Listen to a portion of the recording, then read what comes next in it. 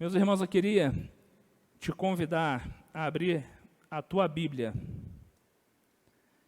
lá em João, no capítulo 17, e deixá-la aberta. A gente vai trabalhar alguns textos até chegar lá, mas se você tem hábito de marcar para ler depois com mais atenção, João 17 deve ficar aberto e marcado na tua Bíblia. Quero te convidar também, depois de abrir a Bíblia, a curvar a tua cabeça para que nós oremos, para nós iniciarmos a mensagem dessa manhã.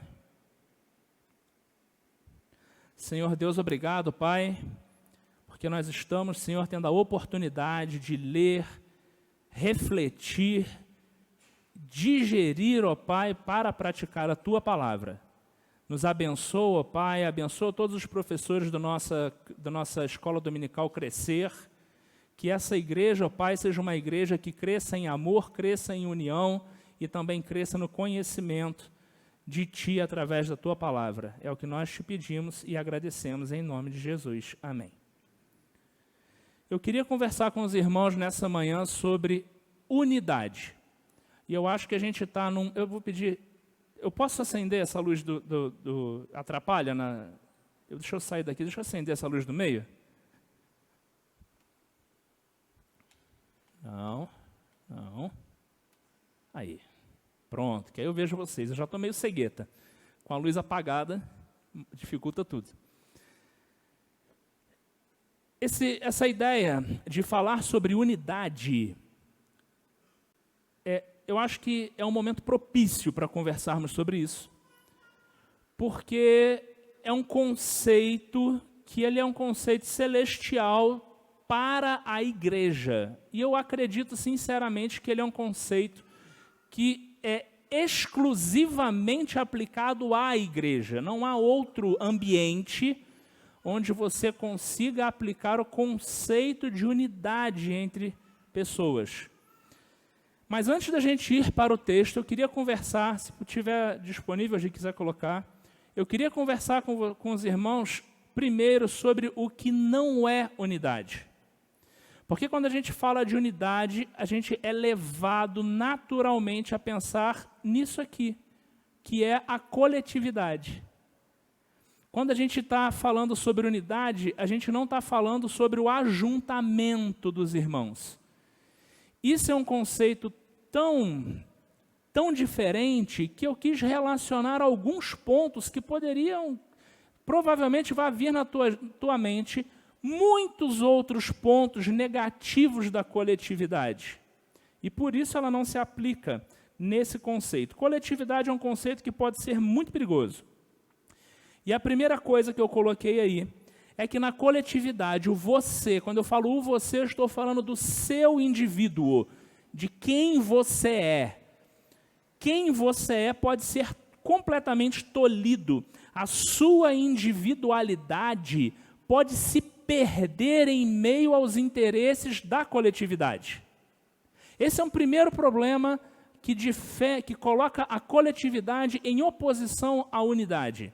Porque é muito natural que de repente, eu tenho uma maneira de ser, eu tenho uma maneira de pensar, eu tenho uma maneira de agir, só que quando eu chego aqui, essas pessoas todas que já estão estabelecidas nesse local, elas pensam, agem e existem de uma outra forma. E para me encaixar, o que eu faço? Eu acabo me enxugando da minha realidade e assumo uma outra realidade para a minha vida, que é totalmente diferente daquela que eu sou. Você pode pensar, Fábio, mas a conversão não é assim? Em outros aspectos é, mas o problema é quando eu deixo de ser eu para ser o que todos querem que eu seja. E isso é muito, psicologicamente, isso causa danos terríveis. Um segundo ponto que eu anotei é que a coletividade pode ser utilizada como alívio da consciência. Por que isso? Porque ela tira a minha responsabilidade pessoal. Ela traz uma falsa ideia que se eu fizer parte, se eu simplesmente fizer parte do que está sendo feito, já está bom. Por exemplo, lá me traz a ideia que se no final do culto hoje, quando nós fizermos o nosso momento de dízimos e ofertas, você traz o seu dízimo, coloca no gasofilácio, seu irmão do lado, seu parente, seu amigo de trabalho, pode passar fome. Uma vez uma pessoa me falou assim, Fábio, eu posso não trazer o dízimo para ajudar um vizinho que eu sei que está com grande dificuldade, comprar a cesta básica para ele e tal, e dar uma ajuda lá? Eu falei, com certeza você pode. Eu falei, mas eu queria que você avançasse nesse pensamento. Ao invés de você limitar o que Deus quer fazer com você, num sistema de troca, onde você diz assim, Senhor, dentro dos meus 10% eu administro. Eu queria que você pedisse a Deus assim, um coração aberto e dizer assim, Senhor, além daquilo que eu ofereço à coletividade, porque a igreja tem os seus cuidados, eu quero ser abençoado financeiramente para poder avançar mais. Nós estávamos falando hoje no Crescer, empresários que doam 50% dos seus ganhos como dízimo. Um empresário que doa 90% dos seus ganhos como dízimo. Eu estou falando para alguém fazer isso? Claro que não. O que eu estou dizendo é, a minha responsabilidade pessoal, aquilo que Deus me chama para executar, não pode ser terceirizado. Quer ver um textozinho? Antes da gente ir para o texto base, Efésios 2:10. Efésios 2:10 é um texto que eu acho muito, muito interessante. Ele está falando em Efésios 2 da nova vida em Cristo, das características de uma nova vida em Cristo. No versículo 10 ele diz assim, porque nós somos criação de Deus realizada em Cristo Jesus para fazermos boas obras. Olha que interessante, por que nós fomos salvos por Cristo? Para fazermos boas obras. Fazer boas obras nos faz salvo em Cristo? Não, mas todo salvo em Cristo é preparado para fazer boas obras, faz parte do que nós somos, as quais Deus preparou antes para nós as praticarmos. Olha que interessante esse final do versículo 10. Essas boas obras que eu sou forjado para executar, não é o acaso que apareceu. O próprio Deus preparou elas para que eu as execute. Então, independente do que eu faço pela coletividade, seja a serviço, seja financeiramente, existem coisas que são minhas. E o problema da coletividade é que, muitas das vezes, ela tira essa minha responsabilidade, porque eu passo ao lado de uma necessidade e digo, minha parte eu já fiz. Um terceiro ponto que eu queria ressaltar é que as responsabilidades das minhas ações, elas podem parecer menores. Já viu torcidas de futebol, onde num estádio com 70 mil pessoas, não, deixa eu falar menos para os botafoguenses se incluírem, num estádio com 7, 8 mil pessoas, já dá para ter ideia? Não podia deixar passar. Mas assim, mas pensa bem, num estádio onde está todo mundo lá, torcendo, acontece uma briga. Uma pessoa que no seu dia a dia normalmente não agrediria outra pessoa, motivado pelo aquele ambiente, o que ela faz? Ela pega um negócio e taca na outra pessoa. Mas por que ela faz isso? Porque coletivamente ela está cercada de uma sensação de não ter pena sobre aquilo, porque está todo mundo fazendo. Então a minha responsabilidade individual no que eu faço, ela parece que é esvaziada, e eu baixo a guarda e faço coisas no coletivo que no individual normalmente eu não faria. Outra coisa que é um problema é que na coletividade os egos aparecem. E esse é um problema grande. Porque o texto diz que Deus dá graça, Deus resiste aos soberbos e dá graça aos humildes. E o ego não é resultado de humildade. Tem um amigo que a gente conversava sempre e falava assim, o ego é um pequeno argentinozinho que todos nós temos dentro. Se a gente der bobeira, ele sai. Brincadeira com os irmãos argentinos, né? Mas, gente, pensa bem. É na coletividade que o nosso ego aflora, porque às vezes, nessa reunião de irmãos, eu tenho meia dúzia que pensa igual eu, e às vezes falam, poxa, Fábio, você tem uma ideia incrível, e aí o que acontece com o ego? Ele me infla e faz eu me achar melhor do que aquele outro irmão que está lá fazendo a mesma função que eu, que talvez não teve a mesma habilidade de executar. Então a coletividade ela é traiçoeira porque ela pode engrandecer uma coisa que a Bíblia nos condena desde sempre. Uma outra coisa é que quando surge esse ego ele é colocado ele é externado, costumam surgir grupos. E grupos geram divisão.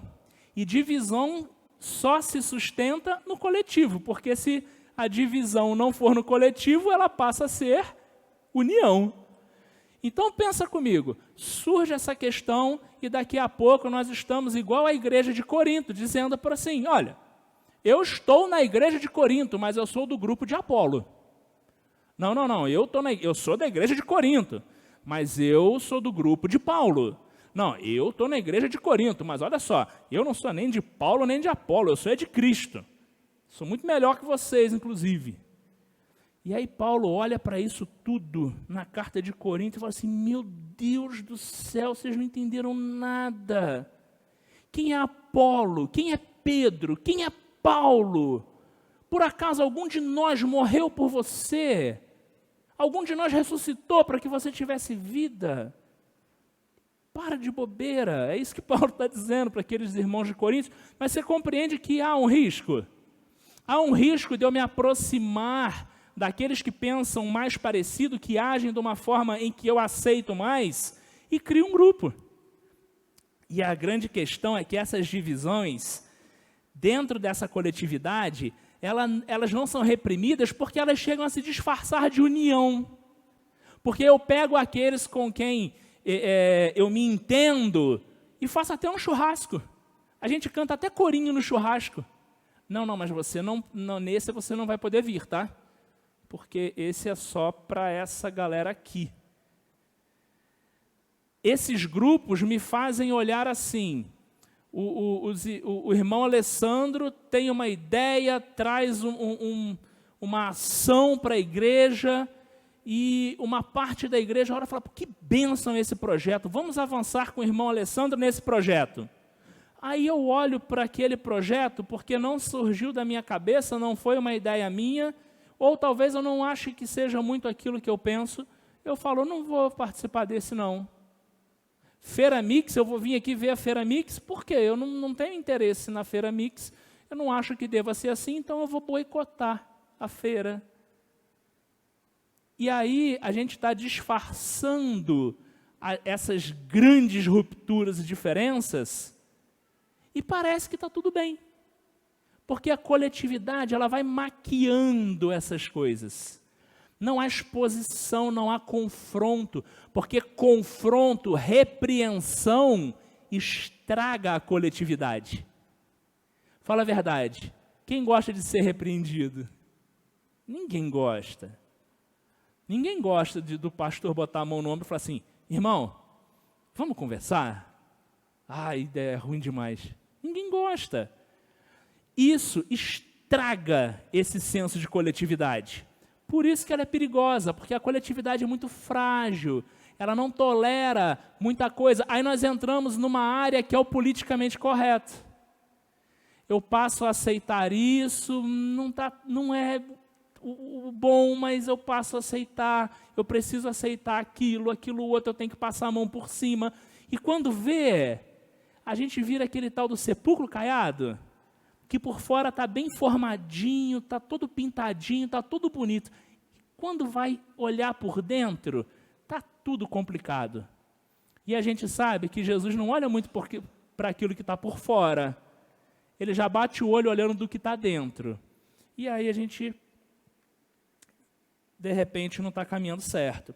Uma última coisa que eu botei como um problema, e botei em letras maiúsculas para que a gente compreenda que é um problema do grande, é que todos esses problemas que são vividos na coletividade, eles fazem pessoas se fecharem em sua individualidade. Como assim? Às vezes eu estou aqui, eu paro e eu começo a perceber isso aqui não está certo, aquilo não está certo, caramba, aqui acontece aquilo.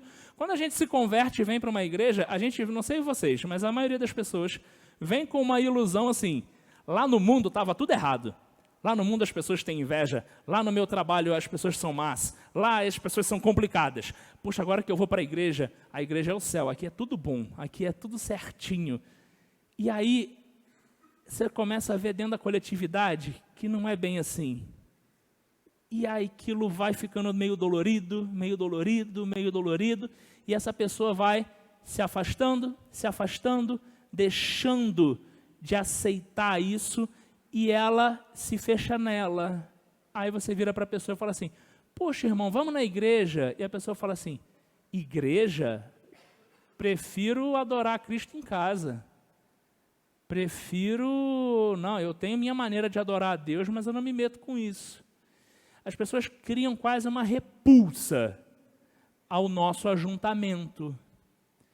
Então, é uma coisa realmente bem complicada. Uma vez tendo falado tudo isso que eu acredito que seja perigoso, o que é a unidade? Pode passar o próximo para mim. Unidade a gente não está criando uma coisa, a igreja não está criando uma coisa. Unidade é um conceito celestial que já existe antes da igreja, e a igreja foi responsável por se juntar a esse conceito que já existia. E é isso que a gente vai ler em João 17, nós vamos ler do verso 20 ao 23, que é Jesus orando. Eu acho que todo cristão deveria ler João 17 pelo menos uma vez por semana. Porque você vai ver primeiro Jesus orando por si mesmo. E é isso que a gente deve fazer. Tudo começa na individualidade. Depois Jesus vai orar por aqueles que o cercam, os que estão junto com ele. E agora, em João 17, a partir do verso 20, ele vai orar por nós. Ele vai orar pela igreja universal de Jesus. Ele vai dizer assim, minha oração não é apenas por eles, ou seja, não é apenas pelos seus discípulos que estavam com ele ali. Rogo também por aqueles que crerão em mim, por meio da mensagem deles, para que todos sejam um, Pai, como tu estás em mim e eu em ti, que eles também estejam em nós, para que o mundo creia que tu me enviaste. Deles a glória que me deste, para que eles sejam um, assim como nós somos um, eu neles e tu em mim, que eles sejam levados à plena unidade, para que o mundo saiba que tu me enviaste e os amaste como igualmente me amaste. Olha que 3 versículos profundos. Bota já está com o texto, isso. Eu quis colocar, eu estou olhando para cá porque eu não enxergo lá, né? Mas eu quis colocar em destaque, não dá para ver muito bem, algumas questões importantíssimas nessa oração. Ele vai dizer assim, minha oração, eu rogo também por nós, né, por aqueles que crerão nele, por meio da mensagem que estava sendo lançada pelo Evangelho de Cristo. Com que finalidade? Com que finalidade Jesus está orando por nós? A finalidade é que sejamos um. Sendo diferentes, pensando diferentes, tendo sexos diferentes, tendo ideias diferentes, tendo culturas diferentes, tendo raízes familiares diferentes, situações financeiras e econômicas diferentes, ainda assim sermos um. E isso dá problema na nossa lógica. Como a gente pode ser tão completamente diferente ainda sendo um? E ele continua dizendo, para que todos nós sejamos um, Pai, como tu está em mim e eu em ti, que eles também estejam em nós. Olha que interessante. A unidade da igreja começa por nós estarmos ligados individualmente a Ele. Não começa em estarmos ligados um ao outro. Estarmos ligados um ao outro é consequência de estarmos individualmente ligados a Deus. E a gente inverte isso. A gente acha que a nossa unidade como igreja é estar aqui todos os dias, e nem sempre. A nossa unidade começa em olhar para como era o relacionamento de Cristo com o Pai e assumir para si a responsabilidade de ter esse mesmo relacionamento. E isso tem finalidade, é para que o mundo creia que Jesus Cristo foi o Deus enviado para tirar o pecado do mundo. A unidade da igreja tem finalidade: pregar o evangelho com a vida. Pregar o evangelho, porque se nós falarmos do evangelho carregando em si a responsabilidade dessa coletividade fajuta e falida, o mundo vai olhar para a gente, vai ver todos esses defeitos que nós conversamos antes e vai dizer: isso eu não quero porque isso eu já tenho. Mas quando nós nos aproximamos de Cristo a ponto de que nossas ações e nosso caráter seja confundido com a própria ação e caráter de Cristo, como Paulo diz, copie a maneira que eu vivo, como eu copio a maneira de Cristo. Quando eu chego ao ponto de viver como Cristo viveu, isso serve para que o mundo olhe para a gente. E quando o mundo olha para a gente em unidade com o Pai, o mundo reconhece Cristo. Essa é a grande ideia, e ele continua dizendo: eu dei-lhes a glória que me deste, para que eles sejam um, assim como nós somos um. A exigência não é pequena. A exigência não é de tolerância entre nós. A exigência não é de coleguismo entre nós. A exigência é de sermos uma coisa só. Olha que interessante. Quando verem uma ação da Igreja Batista Bingen, que estejam vendo uma ação de todos numa mesma direção, guiadas pelo Espírito Santo. Por isso que quando uma questão... Hoje, graças a Deus, as nossas reuniões administrativas são bem diretas e rápidas. Mas por isso que quando uma questão administrativa na igreja, que nossa igreja é democrática, surgir uma questão e 30% da igreja diz: olha, não acho que a igreja deva seguir esse caminho, e a outra 70% da igreja diz: não, mas nós ganhamos em votação. A nossa lógica não pode ser essa, a nossa lógica tem que ser: gente, olha só, vamos deixar isso sobre a mesa. E ao invés de a gente viver numa coletividade de que a maioria ganha, vamos colocar isso em oração para que o Espírito Santo preencha todo o nosso coração e mente. E que tudo o que nós façamos seja como um bloco, seja como algo indivisível. Porque o mesmo Espírito Santo que fala em mim, fala em você e fala no irmão que está do teu lado. Então, a chamada é muito dura e é muito complexa, que é que eles sejam levados à plena unidade. Gente, levados à unidade em tudo, como você lê em Atos 2, em Atos 4, como você lê ao longo do livro de Atos. Unidade em quê? Em tudo. Você teve problema no seu emocional, o seu problema é meu. Seu problema emocional é meu problema emocional. Temos que resolver. O seu problema financeiro é o meu problema financeiro. Eu não posso, como unidade, aceitar que você viva seus problemas, porque eu estou bem. Não funciona assim. Nós somos uma coisa só.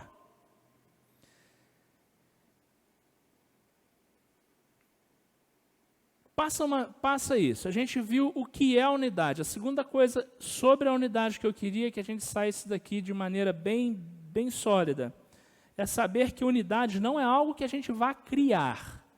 Unidade é algo que a gente tem que decidir pertencer. Porque, como nós lemos no texto de João, ela é algo antes da igreja. Ela é algo formada na própria existência de Deus com a sua trindade. E ele está convocando a igreja a participar da sua trindade. Ele está dizendo, como eu sou um com meu Pai, você pode ser um comigo. E participar dessa formação da trindade. E agora eu tenho que me perguntar, ok, e como eu faço para pertencer a isso? E a gente vê o texto, se você quiser acompanhar na sua Bíblia, em Gálatas 3, do verso 26 ao 28. Gálatas 3, eu vou ler ali. 3, do 26 ao 20. Pode deixar essa tela que o texto está ali. Primeiro de tudo, a gente pertence assumindo a responsabilidade individual de pertencer. Assumindo a responsabilidade individual de suplantar quem eu sou, as minhas vontades, as minhas certezas, e colocar no lugar disso tudo, Cristo. Trocar a minha mente pela mente de Cristo. Até quando isso machucar, porque tem hora que tu olha assim, tu fala, não é possível. E aí você não pode resistir, porque senão, já pensou, se toda hora que o Espírito Santo falar com você, você só atende àquilo que lhe agrada? Eu atenderia muito pouco, inclusive. Primeiro de tudo, para pertencer à unidade que Cristo trouxe como modelo para a igreja, é necessário que nós nos moldemos a Cristo. E é necessário que nós entendamos que nós recebemos a glória do próprio Cristo. E a glória de um Cristo não pode caber em mim. Se eu recebo a glória de Cristo, ela tem que tocar o meu irmão. E aqui tem uma reflexão importante. Para onde as pessoas que andam com você têm caminhado? A glória de Cristo tem preenchido você, transbordado em você e tocado as pessoas que estão em volta de você? Porque isso é muito complicado. Onde tem um cristão, aos poucos o ambiente tem que mudar. Nada é mais poderoso do que a glória de Cristo. E a glória de Cristo está em nós. Gálatas 3, Paulo diz o seguinte, todos vocês são filhos de Deus mediante a fé em Cristo Jesus, pois os que em Cristo foram batizados, de Cristo se revestiram. Sabe o que Paulo está dizendo? Paulo está dizendo assim, olha, se é que vocês creram em Cristo e se converteram a Ele, o que vocês fizeram no batismo é um ato de se despir das coisas desse mundo e se vestir de Cristo. E agora você não anda mais da maneira e da apresentação que você andava antes. Você agora tem uma nova forma de apresentar-se a esse mundo. Você morreu para esse mundo e agora você nasceu para uma nova vida em Cristo. Significa que agora, quem anda por esse mundo não é mais o Jesus de Nazaré, que foi morto na cruz. Quem anda neste mundo como o Cristo de Deus é você. Você está entendendo o tamanho da responsabilidade individual que é colocada para a gente, para que a unidade da igreja funcione? Eu assumir que eu sou o Cristo. Eu sou o Cristo que está no meio dos meus amigos e anda com eles, caras complicados, caras difíceis, mas que eu não viro um deles. Sirvo como luz para que eles enxerguem alguma coisa. E não é fácil. E ele continua dizendo que não há judeu nem grego, escravo nem livre, homem nem mulher, todos são um em Cristo Jesus. Por isso que essas bandeiras que esse tempo tem levantado não funcionam para a igreja. Esses tempos eu estava discutindo com uma pessoa, discutindo no sentido de conversar com uma pessoa, e essa pessoa me falou assim, mas sabe por quê? Porque aí ela começou a me colocar o histórico de por que nós devemos lutar pelos negros, e por que nós devemos lutar pelos direitos das mulheres. E eu entendi, eu falei, ó, tudo que você falou tem muita lógica. Só que quando eu venho para a Bíblia me fala outra coisa. A Bíblia não me fala que eu tenho que lutar pelo direito das mulheres. A Bíblia me diz que a mulher é igual eu. Ela não me diz que a mulher é qualquer outra coisa diferente de mim. Ela fala assim, Fábio, você não entendeu?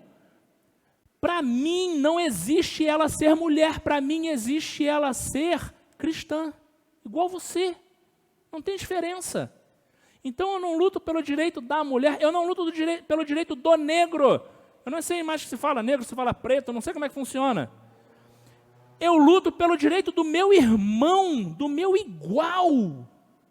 De um cara errado que nem eu, que peca que nem eu, que tem dificuldade igual eu tenho, e por quem Jesus morreu, igual morreu por mim.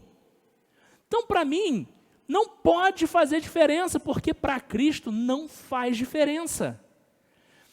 Se essas bandeiras se levantassem para que no fundo delas houvesse o real desejo de que as pessoas fossem melhores, tudo bem. Mas essas bandeiras se levantam para jogar um contra o outro. Elas não levantam para dizer para a mulher assim, mulher, você tem valor, porque você tem. E ninguém deu mais valor à mulher do que Jesus, num tempo em que a mulher era tida como sem valor. Essas bandeiras se levantam para dizer para a mulher, você não precisa do homem. E aí, com esse levante, surge um outro grupo que diz para os homens, você não pode deixar as mulheres fazerem isso com você. E está aí o problema. Então, eu acho que a igreja não pode entrar nessa conversa que o mundo traz. Porque essa conversa é facilmente absorvida porque ela faz sentido. Mas quando a gente tem a mente de Cristo e a gente aceitou ser Cristo nessa terra, nesse momento histórico, nós temos outra função completamente diferente. E a nossa função é ser um com Ele, é ser parte da trindade divina aqui na terra. Nós somos o representante dele na terra. Eu estava vendo achei interessante, eu estava vendo um vídeo que tinha um psicólogo, ele estava sendo entrevistado num programa, não lembro bem qual é, e aí uma menina da plateia, e eles estavam falando sobre as mudanças, né? A mudança climática, e tem que a desigualdade social e tal. E aí uma menina levantou e falou assim, olha, o senhor sempre nas suas palestras fala da importância de nós jovens arrumarmos no nosso quarto, termos compromisso com as nossas próprias coisas, arrumarmos a nossa roupa, e só que isso me parece muito pouco para as grandes necessidades do ser humano. Não acredito que arrumar o meu quarto, não acredito que cuidar do lixo da minha casa vai resolver a questão da ecologia. O que o senhor sugere como uma ação coletiva? Eu achei muito interessante que a resposta dele foi assim, olha, coletivamente eu sugiro que cada jovem arrume seu quarto. Coletivamente eu sugiro que cada jovem recicle o seu lixo em casa. E que jogue o lixo fora da maneira correta, que cada jovem individualmente se preocupe se a sua casa tem um saneamento de esgoto. Ele falou, gente, para de achar que é coletivo, não existe. Não existe uma ação coletiva que individualmente não seja tratada. Não há unidade na igreja se individualmente eu não sou um com o Pai, através de Cristo. Você está compreendendo onde eu quero chegar? Se eu não assumir a responsabilidade de ser um com o meu Deus, não vai haver unidade na igreja que eu pertenço.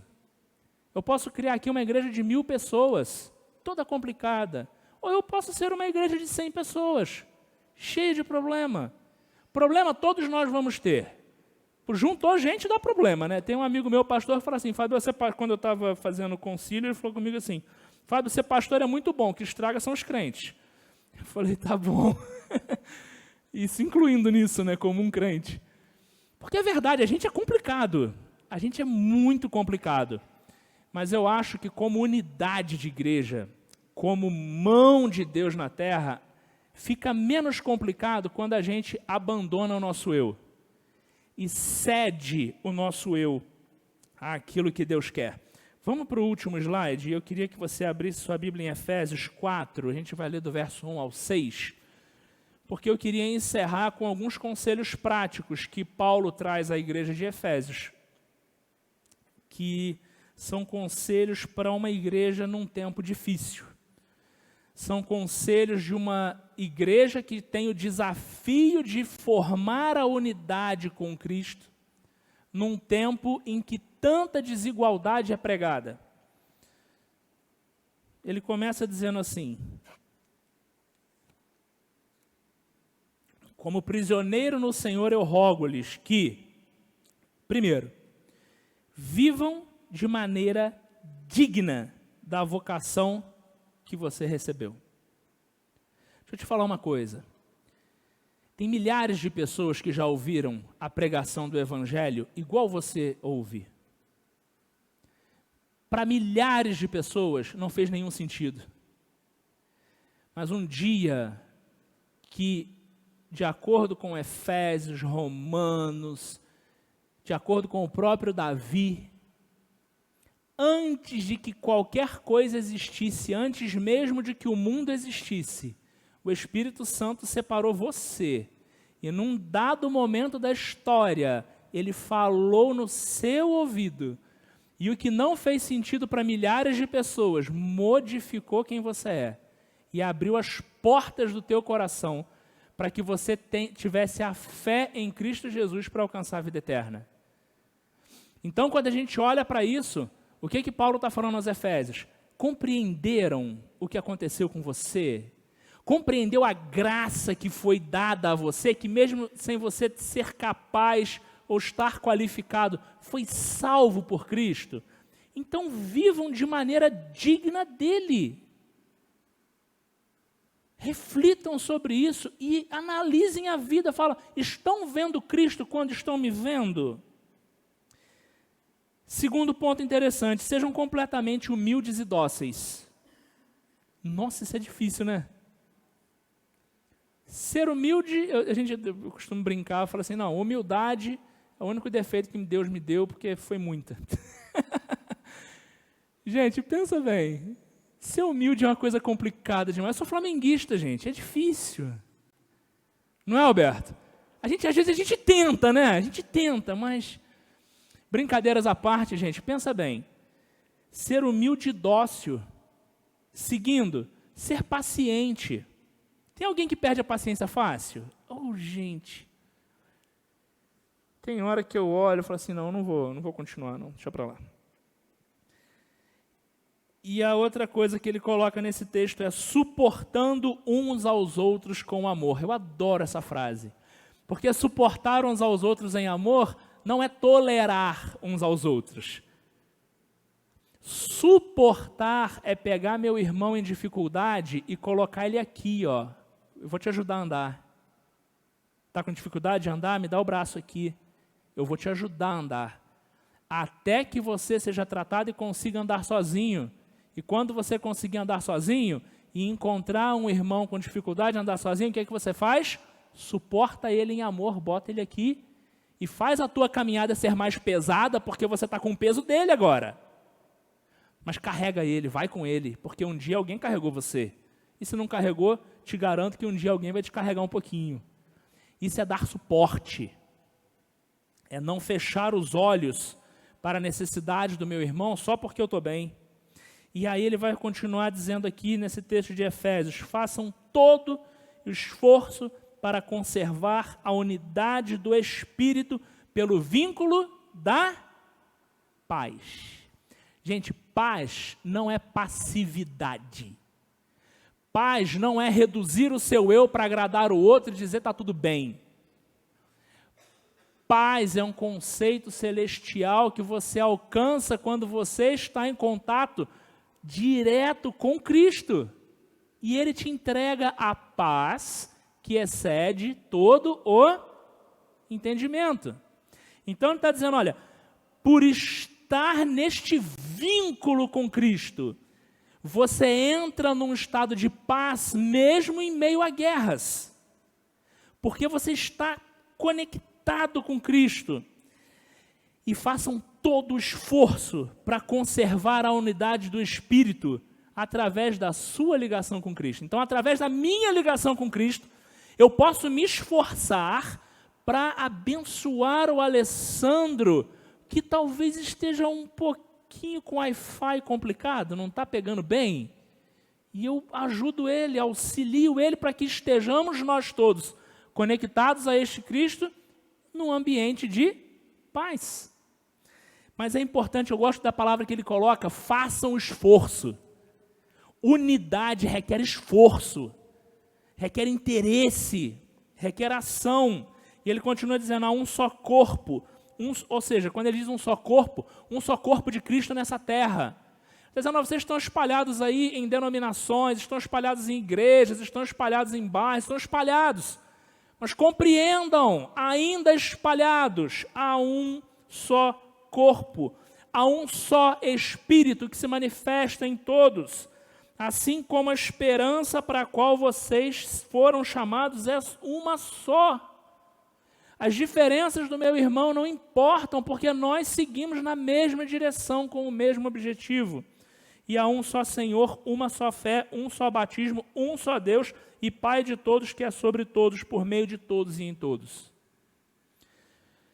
Eu acho que a igreja está vivendo um momento de abrir mão da coletividade, de abrir mão das suas bandeiras, de abrir mão daquilo que ela não quer abrir mão e começar a manifestar através de muito esforço e empenho a unidade de Deus, para que através dela o mundo creia que há em nós o Espírito de Cristo. Amém? Amém. Vamos orar? Curva a tua cabeça.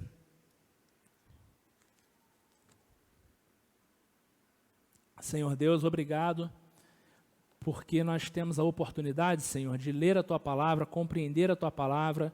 Teu Espírito fala conosco, ó Pai, a respeito daquilo que temos que trabalhar em nossas vidas. Senhor, nos dá força, que sejamos fortes e corajosos, ó Pai, para suplantar os nossos próprios interesses, para reduzir o nosso próprio eu, em detrimento àquilo que é a Tua vontade para a igreja. Senhor, traz a unidade da Tua existência, a existência da igreja. Que a existência da igreja, Senhor, que a existência da Igreja Batista Bingen seja pautada naquilo que o Teu Espírito Santo quer para a igreja dele nesse mundo. Que nós não sejamos, Senhor, só um amontoado de pessoas, que não sejamos uma bela placa ali fora e nem um prédio grande, ó Pai. Que sejamos, Senhor, a Tua mão atuando nessa cidade. Assim nós oramos em nome de Jesus. Amém.